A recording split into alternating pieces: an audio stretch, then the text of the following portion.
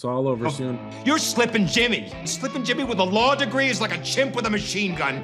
Blow my magic flute. Money is not beside the point. Money is the point. That's what a Chicago sunroof is. Now you know. Saul Over Soon. It's a real thing. I didn't make it up. Nobody wants to leave home. Welcome to Saul Over Soon, a Better Call Saul podcast. I'm Jamie G, Esquire the Fifth, public defender. Maybe it's the pubic defender. Either way, I'm in like Flynn. I'm here with my co-host, Magnum Mills. We're going to cover the sixth and final season of Better Call Saul. Man, I'm just in my head now. I'm pitching the Adult Swim cartoon called Pubic Defender. He's some sort of superhero lawyer who covers sexual harassment or, empowers women or something like that. So shout out Pubic Defender and Adult Swim. Check us out. Like the man said, I'm Magnum Mills. Thank you very much for checking out Saul Over Soon. We're on your favorite podcast platform. Just search for Saul Over Soon. Same thing on social media at Saul Over Soon. And on this episode, we're going to break down episode 3 of season 6, and just be warned that we are going to spoil all of Breaking Bad, even El Camino, all of Better Call Saul, everything that is aired up through this episode, season 6, episode 3. If there are any set leaks, rumors, anything like that, we will not be covering those, but everything else is fair game, including media interviews that the cast and creators may have done, and the Better Call Saul Insider podcast. Magnum Mills, I motion that we strike all of the nonsense from the record and move straight into discovery. Holy shit, dude. You actually sounded like almost like a little bit like an attorney there, dude.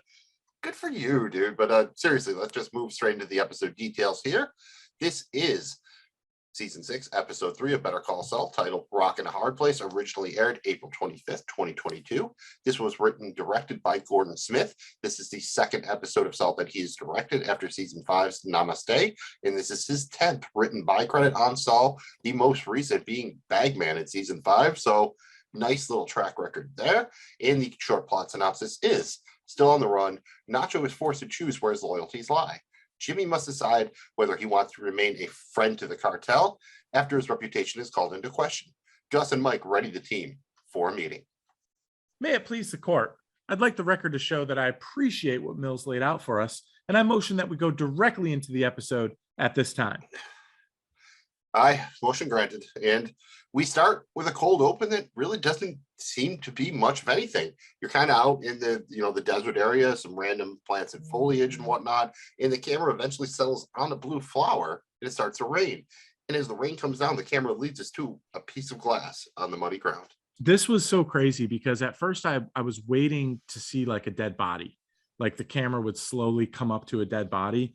And I love just the little details here. The twigs moving in the wind, the birds in the background, bugs chirping. It was just beautifully done. And you slowly get to the blue flower. And it's like, wow, that's a gorgeous flower in the desert. That's just a very vibrant blue. And then there's this focus on this piece of glass. And in my mind, laying on the ground, in my mind, it's like, okay, somehow, some way, that was a weird cold open. Somehow, some way, that glass is going to get used somewhere in this scene. And as luck would have it, I was right. It ends up being, almost the same scene at the end with blood on the glass. So I just thought this is going to be fun. I wonder how the hell that's going to come up in the next 47 minutes of this episode. What about you, Magnum Mills? See, this was pretty easy. This, for some reason, reminded me very much of the cold open we got for the Breaking Bad episode, Dead Freight, which is, if you remember, the big train heist episode. And It's the one where we see a spider get caught in a jar or whatever. The kid kind of packs it up and takes it away. And you're like, okay, what does that have to do with anything? And honestly, that whole episode happens, and so much shit happens, you forget completely about it till the final seconds when they turn around and see the kid has just watched them and like knows what happened, and he has that spider in the jar, and then fucking Todd shoots him. And that's what breaks Jesse Pinkman ultimately. And we see where Todd's pretty much a psycho because then he brings the spider in the jar home with him and everything. So I got this sense of impending doom. And so my initial thought was like, oh shit, someone's going to die. And then given how my brain works, I'm like, well, Nacho's going to die, right? So unfortunately, that's where I went with it right away. So I guess I wasn't quite surprised the way the episode played out, but it did try to give itself some off ramps. So I was definitely, in it the whole way, but I had a real sense of kind of foreboding the whole time because I really thought I had a pretty good idea what was going to happen. Yeah, and from there we pick up where we left Nacho last week, and that's driving a shot to shit pickup truck with a flat tire after escaping the shootout with the cousins. Nacho parks the truck and contemplates his next move. He sees an abandoned tanker and elects to hide inside. The cousins and other cartel members are searching for him, but Nacho manages to elude them by submerging himself in the oil sludge inside the tanker. Super cool, intense Nacho scene, bro. Like all Nacho's done so far in season 6 of Better Call Saul is just provide super tense, awesome scenes. Like shout out Michael Mando, dude. Like you are the man, Mando. Like this is the awesome work by Nacho. Yeah, and just again, shot really cool with the darkness and everything. If you listen to the Better Call Saul Insider podcast, they talk about how they did the scene in the outside trailer was obviously real, the tanker there, and then inside that was a set and everything. In Michael Mando's okay, they didn't actually dip him in real oil or sludge, but dude, that shit looked pretty nasty, right? And be honest with me, even if the cousins had seen him in there, I mean, maybe they try to shoot him, but then we're going in after him, right? Because there's no way their suits would survive going in there. So, I mean, the cousins are basically cold-blooded Terminators, but they can't get their suits dirty. I think like how Terminators have to travel back in time naked. I don't think the cousins are allowed to get their suits dirty. So I think that might have been a safe zone for Nacho, but then he would have to live the rest of his life in there. Yeah, they couldn't soil those sweet cowboy boots either, bro. Those are absolutely stunning. Any Magnum Mills, any worry for you or any thought that maybe Nacho gets caught or killed here? I had a feeling he was going to escape because we knew from the way the last episode ended that he calls Mike eventually. So the only thought was, well, maybe it's a setup. Maybe he's calling Mike because he's already caught by the cousins, and the Salamancas are kind of running the show now. But I didn't really think he would. I just kind of knew he would get away. What about you? Same thing in that I felt that he would get away just with the way it was kind of shot and just knowing kind of how TV works. It was too early in Act 1 basically to have the big death or what have you. Good call though. I didn't really think about the Mike thing as far as I guess in my head I didn't quite forget about it, but I didn't really know that we kind of have maybe a little bit of overlapping timelines between the two episodes.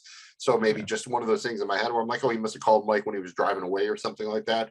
Didn't really think about it too much there, but that's a nice pickup by you there, dude. Nice call. After that, Nacho kind of, he hears everyone leave, so he waits until dark, climbs out of the tanker, goes to use a cell phone and realizes, like, yeah, cell phones don't work so good after being submerged in oil and sludge. So then he kind of goes around, finds a house next to an auto body repair shop or just general car repair shop. He uses a hose to clean himself off. The owner comes out, offers him a towel, and then he lets Nacho use his phone and declines to take his money. Nacho calls his father and kind of beats around the bush and says that he just wants to hear his voice. His father can tell that something is wrong, and he once again implores Nacho to go to the police for help. After they say goodbye and hang up, Nacho just finally loses it and starts to cry. Oh, man, this was tough to watch, bro, because I mean, look, you and I are both sons, and you've had those moments where your dad where you're talking to him, and it's just you don't want to be a disappointment to your parents. And I think that's Nacho's thing here is he's realizing that they've been down this road a lot, and while his dad still loves him, he's been a disappointment because what he's chose to do with his life in terms of working with the cartel. And this was hard, man, because you also knew that Nacho knew this was going to be the last time he ever got to talk to his dad, and he really respects his father. And that's awesome. I think almost like during the conversation it really hit him like, oh shit, this might be it. This might be the last time we talk. And I think that's why it kind of breaks him at the end when his father just kind of, after he tells him to go back to the police, it's like, well, what else is there to say? And Nacho kind of at that point, like, I think he has other things he'd like to say and he just can't. He's just overwhelmed by the moment at that point. He's just like, okay, just do bye.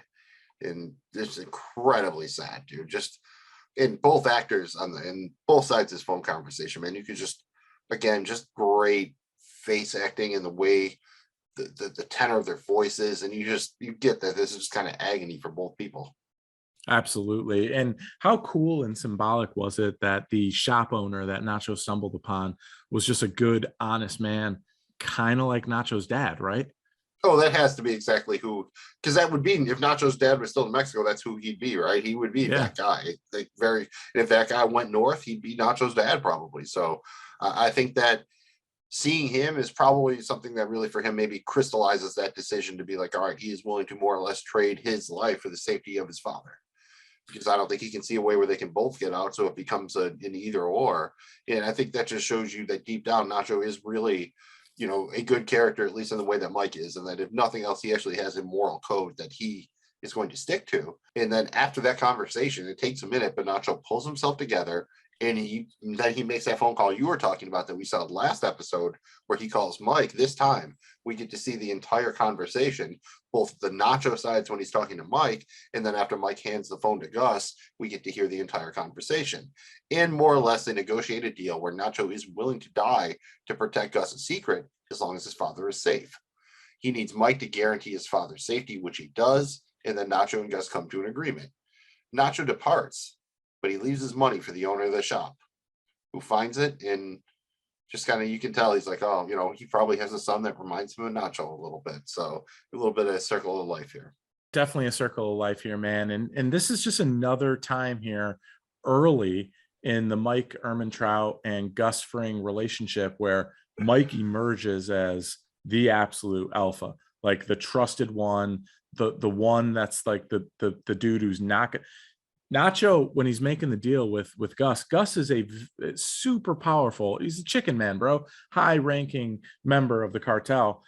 He doesn't trust and doesn't want to hear that his father will be okay from Gus. He wants to hear it from Mike. And I thought that was just we're seeing this where Mike starts to earn like the respect of Gus to the point where he becomes Gus's like right hand in Breaking Bad. It's kind of cool to watch these little things like this where Mike gets an opportunity and he shines as kind of the leader, the alpha, the guy.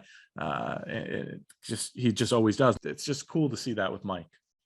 Yeah, I pretty much just agree with everything you said there. And I did love the exchange because we didn't hear the other side of it before. Like last episode, we heard Mike say, "Not my call." But what Nacho says to him is, you knew that I was going to Mexico to a guy and I was never supposed to make it out of that motel and you let it happen.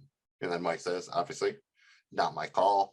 So yeah, again, Mike Ehrmantraut definitely does seem to be, at the top of the food chain here, and he's got a code. And I think that's what Gus does respect about him, because it's not even necessarily you control Mike, but you can predict Mike because he has a code. So it's kind of like Batman, right?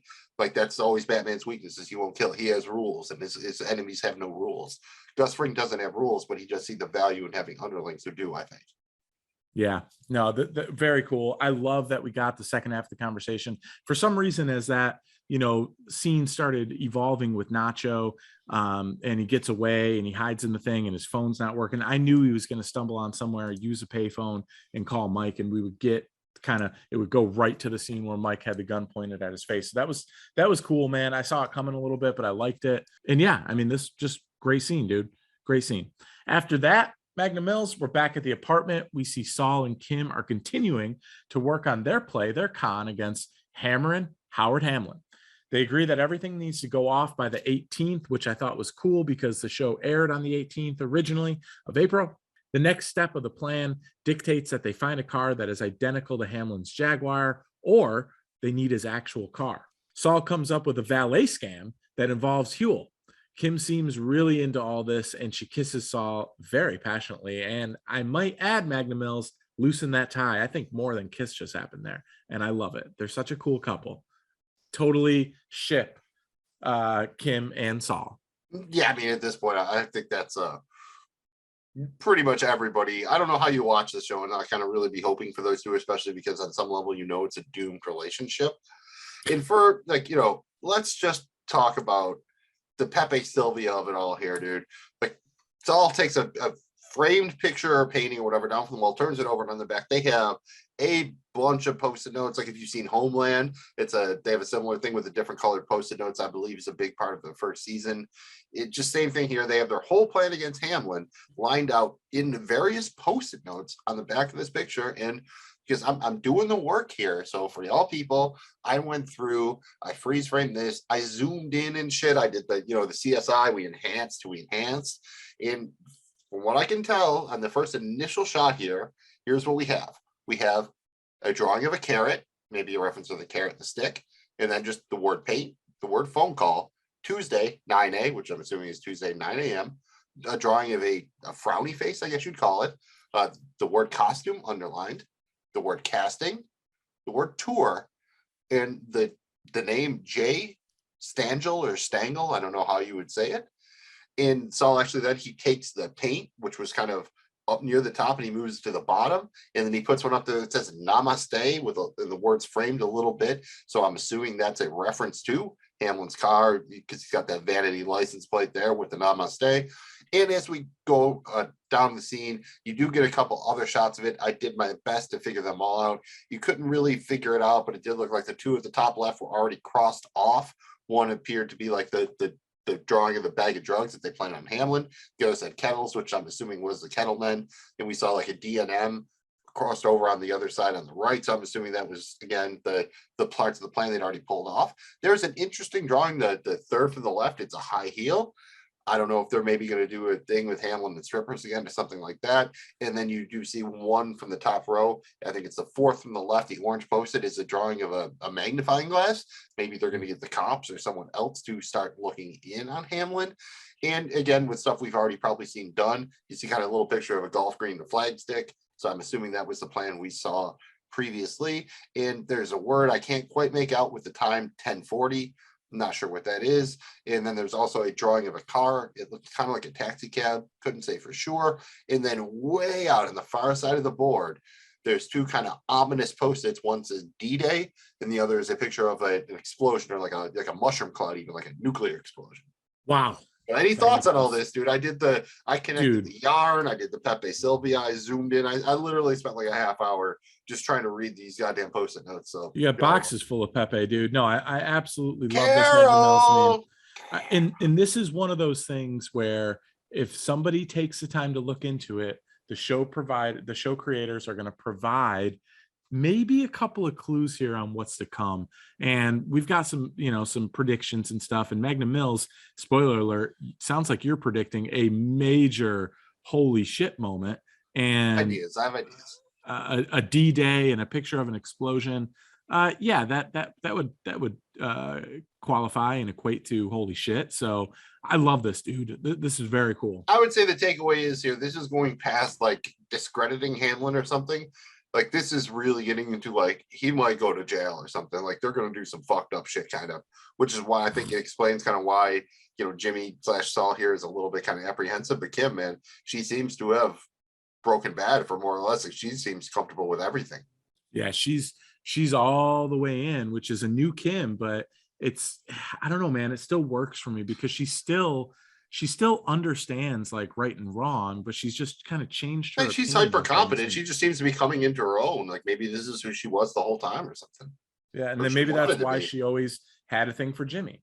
I mean, they're just perfect together. We love you, Slippin' Jimmy and Crazy Kim. Anyways, Magnum Mills, from there we go over to the courthouse where ADA Suzanne Erickson is meeting with Kim in her office. She explains that Jorge de Guzman is really Eduardo Lalo Salamanca.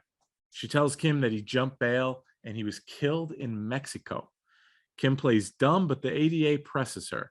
They think that Jimmy knew who his client really was, and if that's the case, then Jimmy can break attorney-client privilege to provide them some information.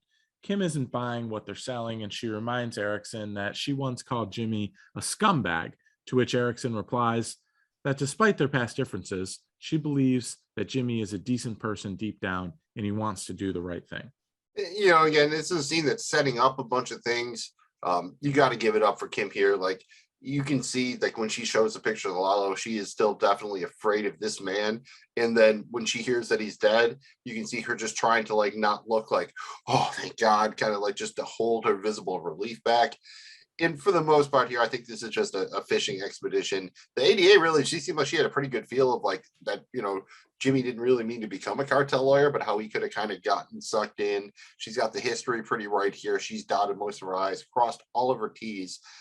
And honestly, it really thinks like deep down, I think Kim would generally agree with the ADA here, but I think she has zero interest in crossing the cartel, whether Lalo is dead or not. Yep. I mean, well, she even said, you want Jimmy to be a rat.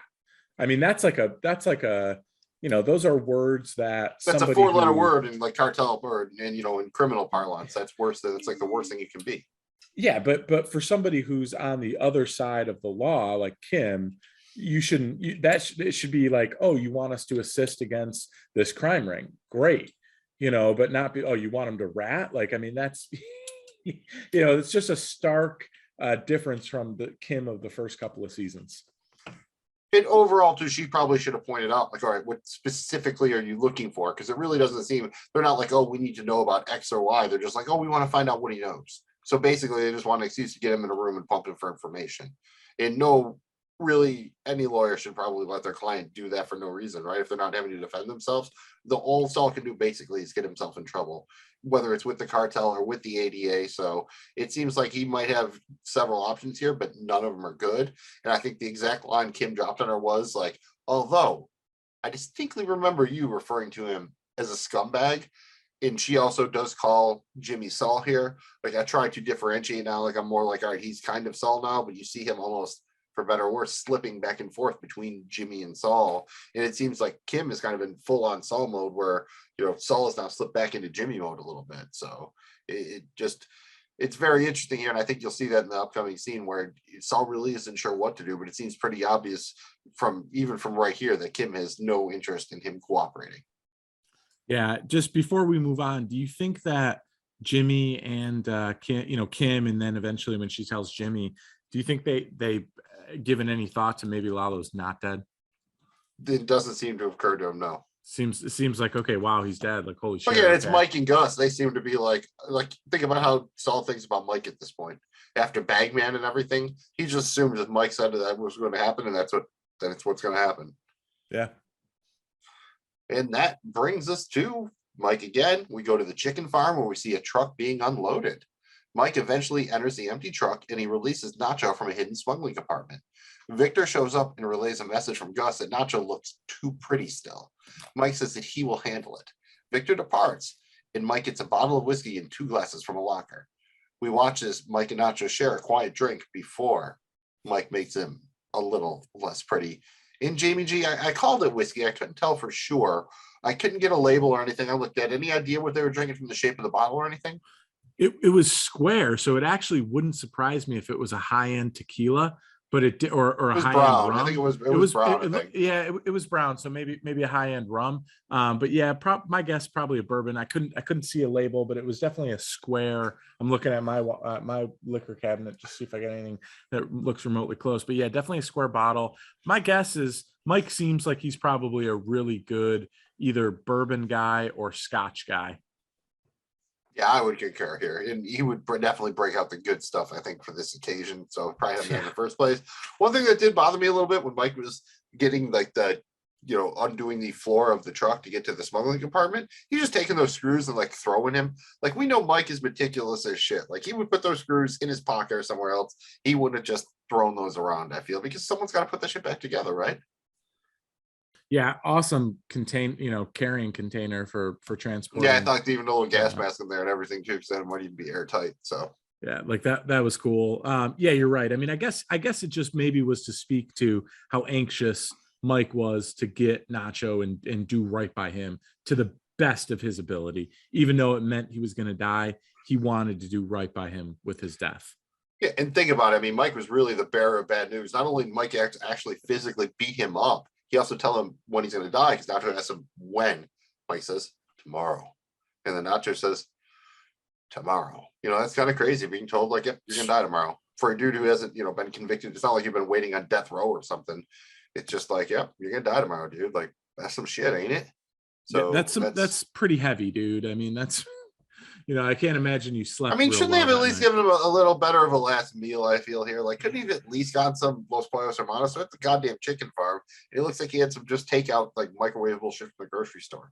Yeah, it didn't look real good. I mean, at least take him to Wegmans and get him something. It looked like a little Wegmans ready to eat meal or something. I believe Michael Mando did even say that he asked that he wanted to make sure that Nacho had like at least like a knife and a fork and some salt and pepper or something, so it wasn't like as bad as it could have looked, because obviously they weren't going to give him a feast or whatever. But Right. you would think they're out there in Albuquerque or whatever, they could come up with some pretty cool Mexican food or something like that. You think? Magnum Mills, I gotta say, I wasn't sure that Nacho was going to be in that truck. I wasn't really sure what was going on. It wasn't like it surprised me, but I was like, oh, okay. Like I liked that little montage. I was like, okay, what are they doing here? Like this is cool. Yeah, I didn't know that they.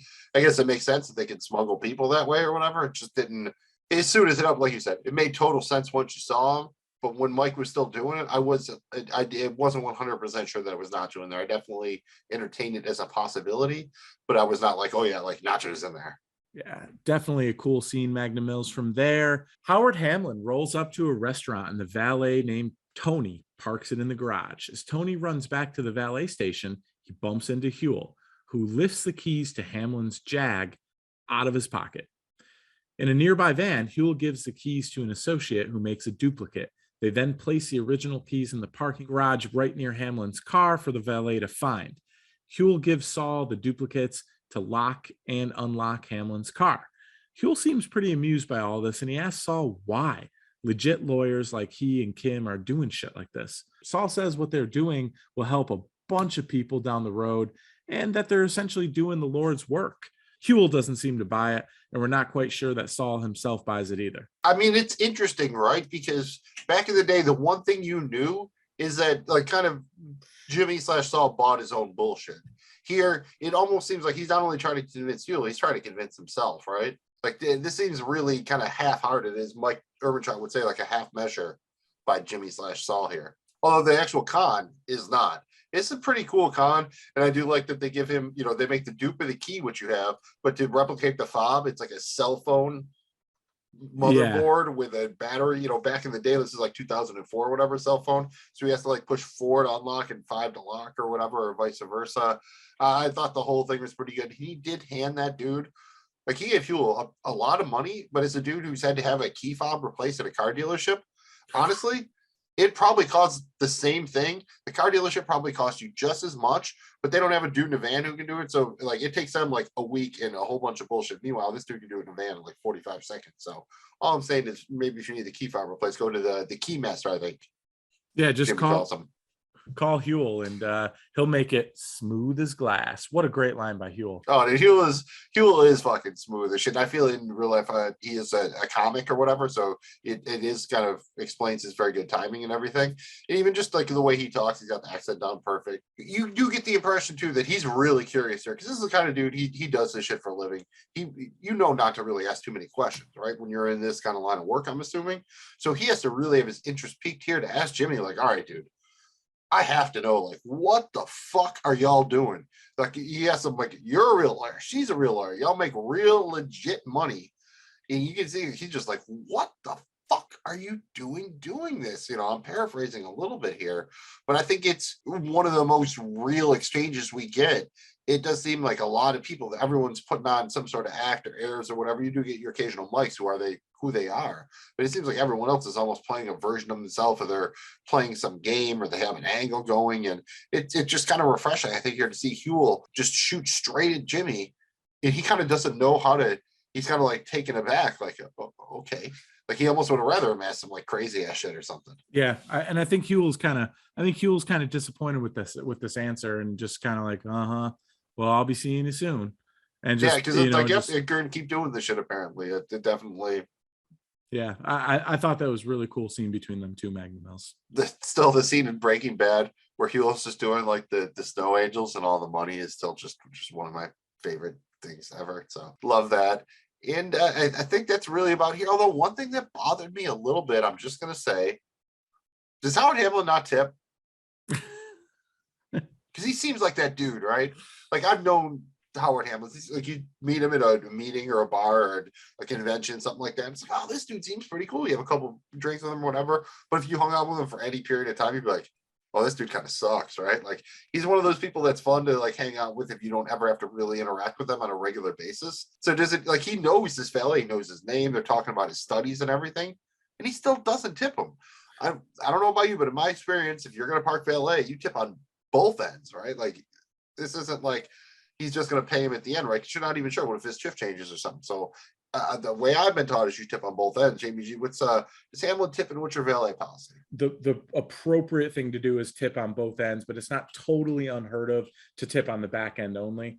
I mean, I think a lot. If you're of a regular at a back club, end. or like if you're at a club or something, I would totally buy that. Or even like I've heard people tipping monthly or something like that to make it easier. But this is a Yeah. restaurant. Like this dude's shift could change or whatever. Yeah.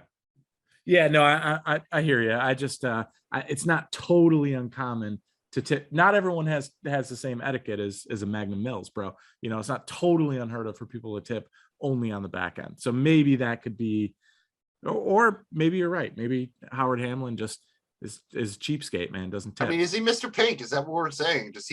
Would it surprise you if he was the type of person who just like, oh, I don't believe in tipping? Not at all. Like people have to earn that, me and when they earn it, I will give them a fair wage. But like he seems kind of like Dicky? on one level, like I said, on the surface level, you think he'd be cool, but you get down to kind of the way he dresses, the Namaste license plate, just the way he treats people a little bit, you know. He's a just little kind of, dicky, I think, a little little bit of a kind of condescending douchebag. Even though I think deep down he doesn't have enough self-awareness to realize it. And I don't think he's like a bad person. I don't think he wishes ill on anybody. I just think he's kind of oblivious. And you hear that too, because it's really like he's partners at that law firm because of his father. You know what I mean? Right. So he is kind of, again, I think they're probably maybe trying to say a little bit something too about, you know, inherited position and wealth and things like that. Maybe. Totally agree. Not Huel though, dude. Huel never fails, dude. He's like Tails, never fails.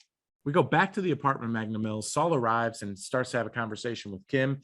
She tells him about her meeting with the ADA and that Lalo is dead. Jimmy seems between the proverbial rock and the hard place here. So he asks him what he should do. And actually, he asks her, what should we do? Kim tells him that there's really only one question to answer. Does he want to be a friend of the cartel or does he want to be a rat? That's a line right there, right? Because I think that's a loaded line. And you can tell the whole way she's setting it up that this is Kim, right? She's smart. She kind of knows how this is going to go down. She knows he's kind of in a place where he's going to look to her. So she frames this in a way that she's already making her preference clear, right? At least that was to me. That was like, don't be a fucking rat. 100%. Am I reading that wrong or whatever? No. That was just, I read the scene that way straight away. I didn't think there was a lot of more subtext going on or whatever. Yeah, and she said it's a fishing expedition. They have nothing on you, you know, and basically Jimmy was like starting to go from Saul back to Jimmy and be like, shit, should I do the right thing here? What should we do? You know, he's, you know, and then she's like, well, you know, and basically when she says that, yeah, it because she doesn't say cooperate or whatever. She chooses her language very specifically. Yes, just like she did with the ADA. You know, she back in the office with the ADA, she kind of drew her, you know, laid her cards on the table there and drew the line in the sand and said, she draws a line. Yeah, she drew the line and said, look, man, I'm not ratting, especially on the cartel. And for the record here, actually, when you can kind of see it when I think Jimmy / Saul, he goes to get a beer out of the fridge and comes back around. Like you can actually see like what Kim is doing, and she's sitting on the couch drinking her wine and smoking, and she's looking at that board again, the back of the picture with all the Post-its. So we do get one more shot of it. I couldn't really make out anything I hadn't seen before, except that there's like one of the orange Post-its up top, fourth from the right is a drawing of a dollar bill. So I don't know if they're going to have to bribe somebody or they're going to make more money during this exchange or something, but somewhere between what we've seen of steps and the big explosion towards the end is a dollar bill. So somehow I guess money's going to be gotten or exchange hands in there. Yeah, well, my guess is that has something to do with the settling of the Sandpiper Bay case, but time. No, because that has to come after the explosion. They have to kill Hamlin, not kill Hamlin, but like kill his reputation first to get HHM to settle. I think is the deal. So yeah, but yeah, I don't know. Eventually, money will come from that, but it'll be cool to find out, man. Love the plot line here. All right, and then from there we go back to the chicken farm where we see Gus arrive in his Volvo. Inside the office, we see that Mike has worked Nacho over pretty good so that he doesn't look so pretty, and they go over the plan. Nacho is to confess to Bolsa that Alvarez, working for a rival Peruvian gang, hired him to betray the Salabacas. He's then to stage an escape attempt. As that's happening, Victor will shoot him, giving him a good death, quick and clean. Mike and Gus go outside, and Mike tells Gus that he wants to be there in case things go south. Gus agrees. Alone inside the trailer, Nacho puts his glass down and stares into a trash can, and we wonder, is this really it for Nacho? One of the most powerful things here for me, man, was Mike telling Nacho he'll handle it. And Nacho says, he puts me down, you mean? And Mike says, it'll be over quick.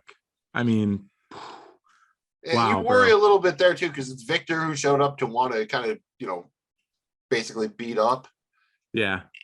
He was like Nacho. excited I feel about like it. there's a little bit of, again, maybe a beef, or Victor's got some problem with him or something like that. So maybe Nacho doesn't necessarily trust him to give him like a clean shot. Maybe he's going to gut shot him a few times and let him fucking bleed out before he hits him in the head or something like that. I don't know.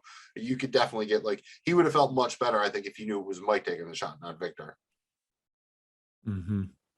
And then at the end, like when I watched it the first time, I thought he was just kind of staring down into his glass.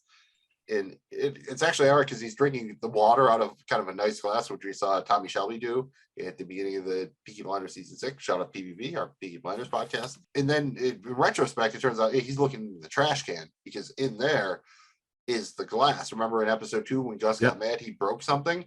That's where that glass went, and that's where he gets that broken shard of glass from. So the show actually does a good job of setting it up. And again, they use subtext. They don't necessarily make it completely obvious where he got it, but as long as you're paying attention, you can figure it out pretty easily, I feel. Really cool, Magnum Mills. And man, that brings us to out in the desert. Nacho is transported in a van with Gus, Mike, Tyrus, and Victor. They leave Mike at a spot where he can set up shop with his rifle, and they proceed to a small shack. There, they're met by Bolsa, the cousins, and Hector Salamanca. Nacho is presented to Bolsa, who promises him a good death if he cooperates by giving them the information that they want. For a minute, it looks like Nacho might turn on Gus. Instead, he goes off on Bolsa and the Salamancas. Not only does he tell him that he was hired by a Peruvian cartel, he also says that he hates the Salamancas and that he'd been betraying them for years. And if that's not enough, he lands one final haymaker, and man, oh man, was it good. He tells Hector that he is the reason that he's in a wheelchair and that he switched his heart meds for sugar pills. Nacho gloats that Hector will always remember him as he rots away in a shitty nursing home. You gotta love that Nacho gets one last victory here, bro. And if I'm not correct, I would say that is an official red right hand that Nacho lands there with that final. Because, dude, and shout out Mark Margolis, that actor who plays Hector Salamanca, because again, he's playing a quadriplegic. He can only do acting with his face, basically. And I swear to God, his head was going to explode. Like, that wasn't, but I don't know how you make your eyes like pop out of the sockets like that or whatever. But that just amazing when he's just the fierceness he gets at Nacho. And again, Michael Mando, you see him kind of almost like, I don't know if it's accepting his fate or building confidence, because he starts out kind of quiet, and then by the end, he is spitting fucking fire. I swear that the last part of the line where he says, "You twisted fuck," he's doing like the Christian Bale Batman voice, basically. Like his voice drops several octaves, and he's like, like, feel my, like almost like Dennis Reynolds, like, yelling at Wally, like some crazy, like, blow him off the screen shit. Yeah, dude, this was Nacho. Just, he has balls, bro. And the thing I love about this whole thing is, like Frank Sinatra, he did it his way, baby. I mean, he knew he had to go out like this. And I love that he ended up doing it his way. And yeah, you're right. For a minute, he stayed quiet. They kept showing the scene, the camera angle where it looked at Nacho from a distance through a window. And on that, underneath where that window was, there was a bunch of, in the reflection, you could see a bunch of like tools, like torture tools. That was a really cool scene. It made you think like, okay, are they about to do some heinous shit here? They talked about that him? even, that Gus said even like Bolsa didn't want them to do that because it took too long and shit. Yeah. Again, torture results are generally unreliable. People will generally say anything to stop being tortured. Yep. Shocker. Yeah, I love it, man. And again, Nacho at the greatest here. I like that he calls Gus the chicken man, and basically got his little last dig in here on saying, what a joke. You think the chicken man? What a joke. And then goes on to say, Alvarez has been paying me for years. But you know what? I would have done it for free because I hate every last one of you psycho sacks of shit. I opened Lalo's gate and I would do it again. And I'm glad what they did to him. He's a soulless pig and I wish I'd kill him with my own hands. whoa, baby. Yeah, I mean, this is Whoa. all right in my spoiler, but this is all going to be my wheelhouse for like quote of the episode, moment of the episode. You know, Nacho knows he's got nothing to lose, and you know, I think you even do get one kind of reaction shot from Giancarlo Esposito as Gus Fring, like be like, oh shit, like what exactly, you know, because he's going off script a little bit here, so he's like, oh, how far is he going to go? But man, Nacho does it perfectly. And I did hear this kind of referred to on the Insider podcast where they talked about like why he does it kind of this way. And both it's going out on his own terms. Like you said, he doesn't go out on his knees. He doesn't go out running away. He goes out on his own too. And B, the agreement is if he does what he's supposed to do, Mike will protect his father. So if he starts trying to like gun his way out of there against the cousins or anything, all bets are off. So for him to be able to make sure his father is protected, he has to, you know, acquiesce basically. He can't try to make some dramatic escape. And did you at any point then think, Jamie G, when he gets that gun to Bolsa, did you think he had any chance of getting out of there? I'm not going to lie to you, Magnum Mills. The thought crossed my mind. You were hoping. Like, it's one of those hoping, things. Like maybe, academically, I knew he was dead, but I had one sliver of hope because I hadn't seen the thing with the glass shard again. They do a good job of showing when he gets his hands tied in the back of the van, like he's maybe trying to hide something, and then we get one shot of him like clenching his hands when he's kneeled down there outside the shack, but you see blood running. You see blood, and you couldn't quite. Again, this episode requires rewatching. But man, I've watched it 3 times, I think, and I'll struggle to watch it a fourth, kind of like Ozymandias. It's so fantastic, but it's very heavy. Well, and the cool thing here was too, just for a split second, it was like, okay, maybe Mike's in on this because Mike, you know, when Nacho's holding the gun to Bolsa's head, Mike is saying, "Do it, do it." What do you think he meant by that? Because I wasn't quite sure in that moment what Mike was rooting for. I think he meant go out your own way. Do it yourself. What he did, you deserve that. Like these are 2 guys kind of that speak the same language as far as the code or what have you. So That's how I read it too. So totally cool with that. It did any point though, like deep down, don't lie, you were hoping Mike was just like, fuck it, and start sniping dudes, right? Because it can't really happen because almost everybody in the scene except fucking Nacho is alive when Breaking Bad starts. So that can't really happen. But deep down, I wanted the space-time continuum to break a little and Mike to just start sniping dudes. Be like, run, Nacho, run. Right. Mike saves them. Absolutely. That would have been great. But I thought they did this as good as they could have did it, in my opinion. Yeah. And I mean, I think maybe the most gorgeous moment of it is when they're taking the van to go to the rendezvous there and they stop to let Mike off. And that is just one of those like real things you see out in New Mexico there, kind of that vista and the blue sky and everything. And it's just, I mean, it's a crazy, gorgeous scene. And Mike gets out with his rifle over his shoulder and him and Nacho kind of look at each other and they just do you can't see on YouTube, you can see, but they just do the little head nod, just the slight, almost imperceptible. They meet eyes, they do the little nod, like nice knowing you kind of, or what have you, or like, yes, I am, you know, a little bit of a fraternal kind of thing. But I mean, I thought that was a really powerful moment. Again, Jonathan Banks and Michael Mando just both fucking killing it. Yeah.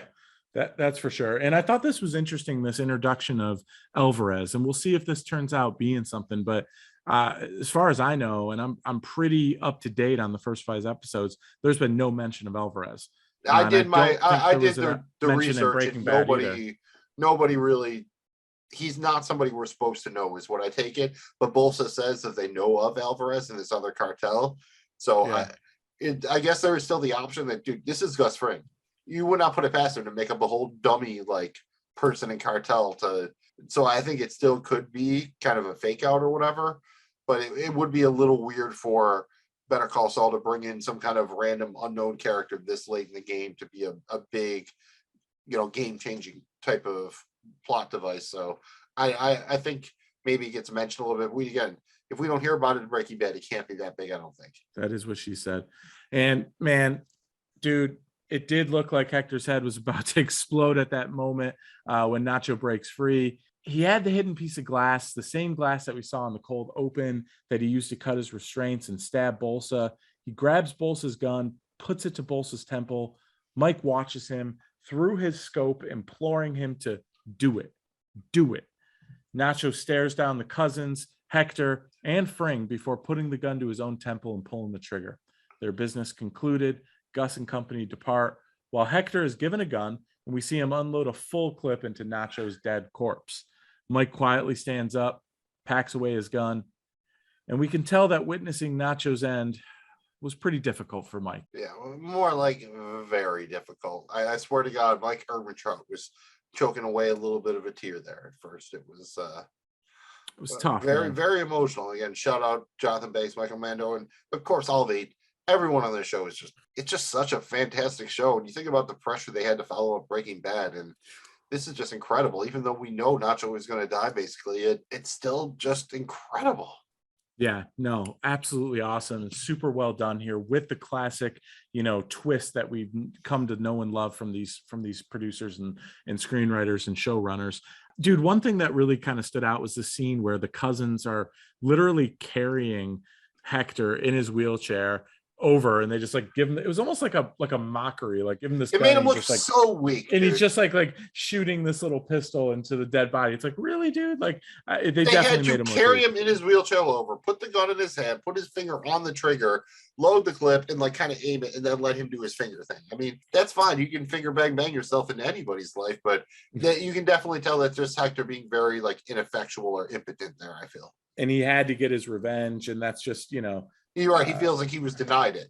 So Nacho, I think, I think we'll probably allude to this, but I think Nacho kind of wins the overall situation. He does, and that's a big thing. I mean, just culturally speaking, in Latin culture, like that's a big thing. Like they want to be able to get, like, he wanted his vengeance for his family, and right, it was a family. He was denied it. Familial thing, yeah, absolutely. And so that's a big deal. And Nacho, that's why Nacho got that last laugh. And yeah, I gotta say, dude, whatever Bolsa is doing on leg day to shake off getting stabbed like that, like was he even hurt after that? Like, dude, because he kind of like brushes his face off, but he doesn't really like. Nacho got him good in the fucking leg, dude. Yes. When you see that chunk of glass, like you can kind of see it behind me on the YouTube, like that's gonna leave a wound that at bare minimum needs stitches, but you're in artery territory where he stabbed him there, like or even just fucking up your hamstring, like a lot of bad things where Nacho stabbed him. So yeah, that's it would almost been imagine. That's how good the show is. Like, it would have been so cool if, like, Bolsa for some reason had a limp. Like, maybe the actor just naturally had a limp and they worked it in or something like that. That would be great. That would be very cool. I will say here, dude, I'm a huge fan of the placement of the glass and the camera angle on the glass with the blood on it at the end. It was almost the identical piece of glass, just with blood on the tip this time, from the opening scene when you stumble upon the blue flower in the desert. Well, I'm assuming like that's a really, metaphorical really cool thing. We're coming back there weeks, months, years later. It's been overgrown a little bit, and that blue flower is supposed to symbolize some sort of rebirth or, some symbolism there with the soil being fertilized by Nacho's blood. Yeah, really, really, really cool, Magnum Mills. On a lighter note, Magnum Mills, it's time for Mike's Always Right. Pretty simple here. We examine the actions of Mike Ehrmantraut in this episode, and we ask one simple question. Was Mike right? Well, let's see here. He vowed to stand between Nacho's dad and anybody wanting to do him harm. Pretty good there. He also insisted on being on the scene in case something went south during the whole, Nacho bit at the end of the episode. And it's obvious that he actually really liked Nacho, which is definitely correct because everybody should like Nacho. 3 for 3. I mean, that's do you think he's batting 1,000 as usual, right? I mean, there you have it, folks. Huge, massive, hairy surprise. But I do need to inform you, Mike is always right. Well, Jamie G, we appreciate the personal insight, but maybe leave your big hairy surprise to yourself. And let's talk about your the lawyering aspect of your life. Like, we didn't get a lot of lawyering in this episode. Any thoughts on taking on clients under assumed names? Well, actually, Mills, I assume that they all have names. But you do get the names, right? I mean, you should know who the clients are that you're representing. Whatever. Dude, a disturbing amount of our legal discussions end in you saying whatever. Whatever. Give you credit, man. You might be a lawyer. You stay on brand and on message. All right, whatever. We'll just move the court. We're going on to the next thing. Jamie G, what is your favorite quote or line from the episode? Well, I do not opine with that, Magnum Mills. I am going to tell you my favorite thing here, man, just because it was so real. It was so raw. It was so chilling. It was between Mike and Nacho. when Mike is telling him, then you turn around and you run and he'll handle it. And Nacho goes, he'll put me down, you mean? And Mike looks at him and says, it'll be over quick. This one cut me to my core a little bit here, man. Like, damn, dude, like that's imagine being Nacho in this situation, and Mike, kind of like tough thing here. I totally concur with you. That landed for me as well. Made it to my, my kind of final list. Man, I wanted to go a bunch of different ways. I really wanted to give the kid one, and I'm going to do it as an honorable mention because it's quick. And just when she says, well, I guess it's basically, do you want to be a friend of the cartel or do you want to be a rat? I thought that was meaningful. But in this episode, this is, the time is like, this is it. This is Nacho's moment in that final bit of the sequence where he goes off on Hector with, then you know what else, Hector? I put you in that chair. Oh yeah, your heart meds. I switched them for sugar pills. You were dead and buried, and I had to watch this asshole bring you back. So when you are sitting in your shitty nursing home and you're sucking down on your Jell-O night after night for the rest of your life, you think of me. You twisted fuck. So good. Oh, yes, it is. Yeah, I would say beat that, but let's not go overboard here. It's time to go to our favorite moment or scene of the episode. And dude, for me, it is just that entire end sequence with Nacho. There's a lot of other good parts of the episode. I can also give it up for the quiet moment between Mike and Nacho when they share the drink, or Nacho and his father on the phone. But you have to go, even though it's glaringly obvious here, just the whole end scene with Nacho's monologue is just, it's just perfect. Jamie G, favorite moment of the episode. Man, oh man. I'm going with the end scene. Not that scene that you just gave was absolutely perfect. I really like the moment where Nacho acts. He gets it all out of his system. He acts, he stabs Bolsa, he pulls the gun, and he creates that last little bit of suspense and goes out his way. And not only that, I love that from across the desert on some rock, Mike is scoping it out with his scope on his rifle, and he knows, and he says, do it. He could have pulled the trigger. He could have ended that. He wanted Nacho to go out on his own 2 feet and he be the one who did it. He himself. And I just thought there was this cool in sync moment between the two of them, even though they were miles apart. Really special moment for me. I love how it worked out for Nacho. And as much as I grew attached to Nacho these last 2-3 episodes, I'm happy with how this went down. This is a proper send-off. They did not do him dirty. They definitely showed him the respect deserving of a great character, great actor, everything. One of those things you hate to see him go, but I think they definitely did it. You would have maybe liked him, again, that's a little bit of the problem. You can't affect the timeline of Breaking Bad, because realistically it would have been nice to see him take out one of the cousins or something like that. But I'm happy overall with the way it went down. Absolutely. And normally, Magnum Mills, this is where we would do our character power rankings coming out of episode 3 here. But dude, in light of the events of this episode, I'd like to make a motion here to declare that Nacho is the undisputed, unquestioned #1 champion of this episode. And I hope I have your support with that, Your Honor. Second the motion, and the judge will allow it. The judge allows it. Look, man, Nacho to me was a cool character from the time he got introduced into this show, kind of all the way through here, throughout Better Call Saul. These last 3 episodes, Nacho stole the show every episode. His ability to create suspense, tension, incredible. And he did it without he doesn't have a ton of dialogue.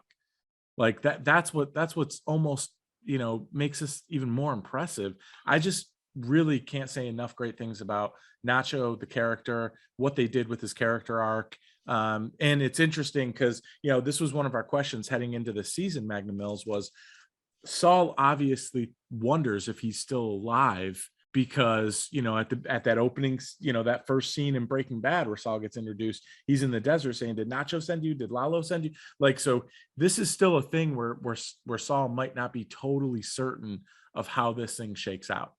Yeah, you know, and he says Ignacio there, but yeah, definitely same Yeah. thing.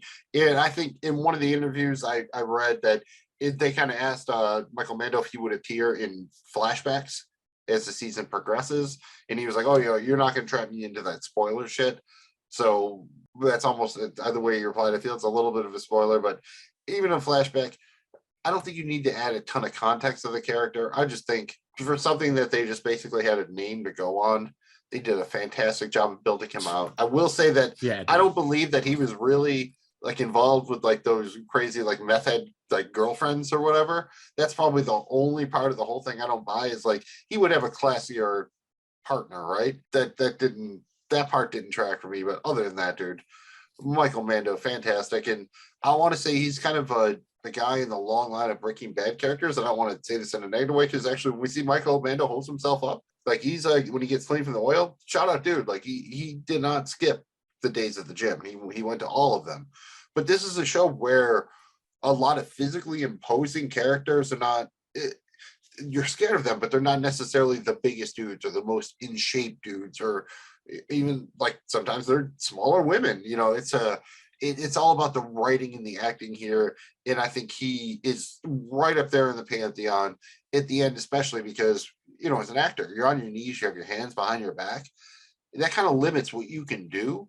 And he basically goes, you know, head to head, face to face, so to speak, with Mark Margolis, this actor there in that final scene when they're going at each other. And man, that is some like, think of, you know, what they're saying and what they're doing just based on what their face is saying. You could do it without the audio. It's just, I think it's incredible work, and shout out all the way around with Nacho. He was a well-written, well thought out character. And again, the worst thing I can come up with is that they made him have a little weakness for like easy pussy or something.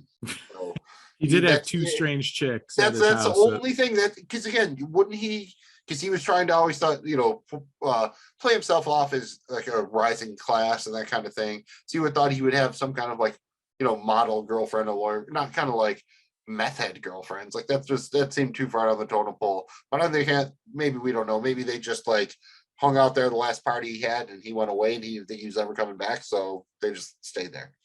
Well, and I think, they showed him in previous seasons where he would go home and, you know, kind of lock himself in the room as these two girls were out there, and he would, you know, put money in the safe and just look at it and you stuff. Think that maybe he had a roommates or something then, right? Like, yeah, I think it was just kind of like he just had him there for fun whenever he wanted it. Again, we love Nacho. If his one weakness was just for like, I'm not mad at him. I ain't mad at you, baby. Call me Pop. Easy consensual sex. That's fine, dude. That's it's not really a weakness, because I think most people, you know, single, non-attached people would probably be down with that. So 100.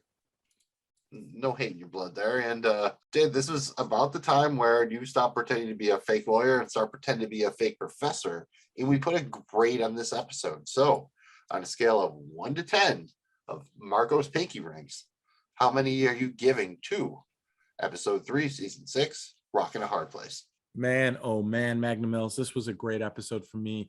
I am giving this a solid 8.9. Pinky rings all day, every day. Really enjoyed this one. The only knock on it was there wasn't a ton of other kind of storylines. We didn't get anything with Lalo. It was just kind of basically, you know, 2 quick things with Kim and Saul. Not a ton there. Just, you know, one little con with the valet, which I did enjoy, don't get me wrong, but this was all about Nacho, and that's okay. I'm not knocking it. But great, outstanding episode. 8.9 all day long. Pinky ring. Man, dude, I'm going to have to go big or go home with this one. I'm going up a full step here. I'm going to 9.8. Dude, this is why I didn't grade maybe the first 2 episodes aside, because you have to have some room to grow here. And again, I can't really find any real fault with this episode other than you said, like, it's a little bit more hyper focused on a smaller group of characters, but I'm not going to complain about that, because this is just everything tracks here. This is a big character, a big death that a lot of us thought would be coming because he does not appear in Breaking Bad. So you kind of had that, it's not quite the Kim sense of impending doom, but there was some worry like, what happens to Lalo? What happens to Nacho? Yep. And we get that answer here, and I kind of felt that it was coming from the cold open. And so even though I knew it was coming, there was still tension throughout. It impressed me throughout. The dialogue was great. All of the characters did what I would expect them to do. No one does anything like for a plot convenience or whatever. I'm hoping that there's a better episode to come, so I have to leave it a little bit of room to breathe here. But on Michael Mando's last episode, as a main cast member of Better Call Saul, 9 points, man. This is just fantastic. You know what, Magnum Mills? You really sold me there on why I was gonna, as your professor, I was gonna give you a B+ on your assignment, and you just talked. You grade on a curve. That's part of your problem. I grade on a curve, but you just talked me into an A. I'm bumping this up to 9.5. This was outstanding. You're right. I mean, there's really only one weakness with it, and it wasn't even super. I guess my other beef is it was only 47 minutes. I would have loved for this to been 60. But again, that much tension, there's only so long you can play it out for. Yep. They basically, this was more of a 4-hander, like a 4-act joint than a 5-act, which is a little bit more of their typical structure. So they did sacrifice a couple minutes, but I would rather them go too short than too long with something like this. And I honestly, it was not quite Ozymandias or, hard to watch, but intense to watch. This isn't something like you watch, you're like, oh yeah, let's run right back through that again. Like you need to kind of sit with it a little bit, I feel. It was killer, bro. It was absolutely killer. Yeah, and just don't kill Killer Bee. That's the main thing. You never want to kill Killer Bee. And if your dog jumps out the window and starts flying, just make like Delamitri and roll with it, I'd say. Just roll, baby, roll. Magnum Mills, let's do a little guard your groin here. And this is quick fire, rapid spitfire here. Question 1, do we finally get to see Lalo again next episode? Yes or no? 100%. Yes for me. How long is Hamlin this Hamlin play going to take? Will this thing be resolved next episode? No, but it will be resolved before the 7th episode here, before the finale of part 1 of the last season here. How about you? Agree with that exactly. Will the Salamancas come after Nacho's father? I'm going to say no. Oh, see, I think they have to say yes, and this is how Mike taking that ID for the fake ID for Nacho's dad out of the safe comes back into play, where they make a play, and Gus is kind of like, I don't really want to be involved with this, and so Mike has to find a way to do it on his own, and that's how he does it. And so yes, basically, yeah, they come after him, but Mike gets him away safely to honor his commitment to Nacho. Love it. Any chance that Saul cooperates with the district attorney here? If he did, it would be without telling Kim. I don't see what he would need. He would have to, because again, he is still Jimmy at his core. He doesn't want to be the sheep. He wants to be the wolf. So he would need it to be in trade for something. Right now, he doesn't have anything he needs. But so I don't think it happens. But I will say, if they build up a spot where he needs to, have something to offer in a trade, it's not impossible that he might offer a sliver of information. But again, on the other hand, they were just going on a fishing expedition. They weren't like, oh, tell us about X and Y or whatever. They were just like, oh, tell us stuff you might have talked about with Lalo. Yeah, I think that I'm going to say he eventually talks to them. I wouldn't say cooperate. I say manipulates. And Slipping Jimmy saws them right into his corner eventually throughout the first I'll just say throughout the season. How about that?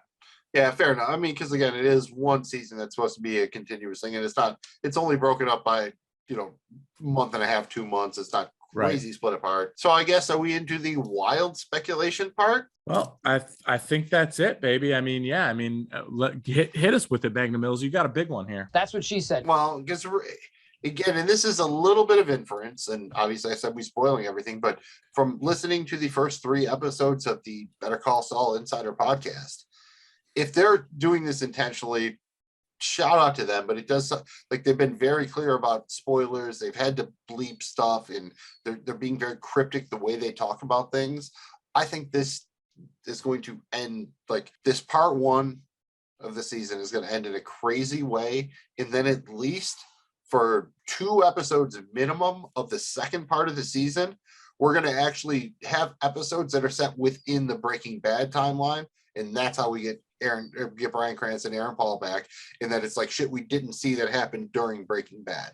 And these writers are going to try to prove that they are so good. They're going to show us shit that happened during Breaking Bad we didn't see that doesn't fuck up the timeline. Oh, come on, dude. That's like, I thought that was pretty good, man. That's, and again, and then they can cut real back good after that. And then after that, like basically what I'm saying is the Better Call Saul Slipping Jimmy plotline is done after this first half, and the rest takes place in the Breaking Bad timeline and then after it. Wow. Dude, I would love that personally. The way they're talking about it, I just think they're going to do something. I think they have just not an ace up their sleeve. I think they have a fucking full house up their sleeve. Like I just think just the confidence they have in the fact that they had the extra COVID time to really work all of this out. I don't think it's going to be what we think conventionally might not happen here. I think they might take this second half of the season and flip the whole goddamn thing on its head.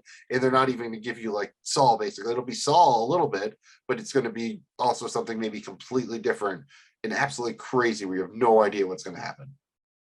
Dude, I hope so. You got me fired up here, Magnum Mills. I think something's going to happen with this Howard thing. I'll make my little bold prediction here.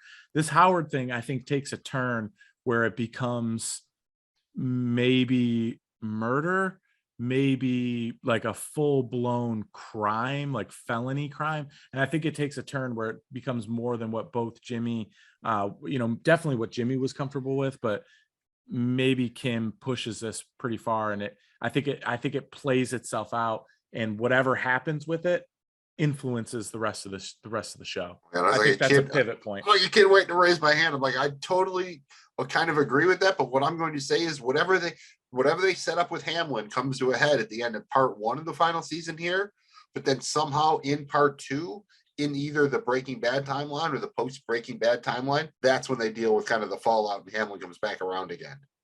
So maybe that's why we find out why Hamlin wasn't around in Breaking Bad, or maybe say he's in jail until after the end of the events of Breaking Bad, and then they go back to him in like the Gene Cinnabon timeline there. That would be awesome. I think that wraps us up here, Magnum Mills. What is on tap?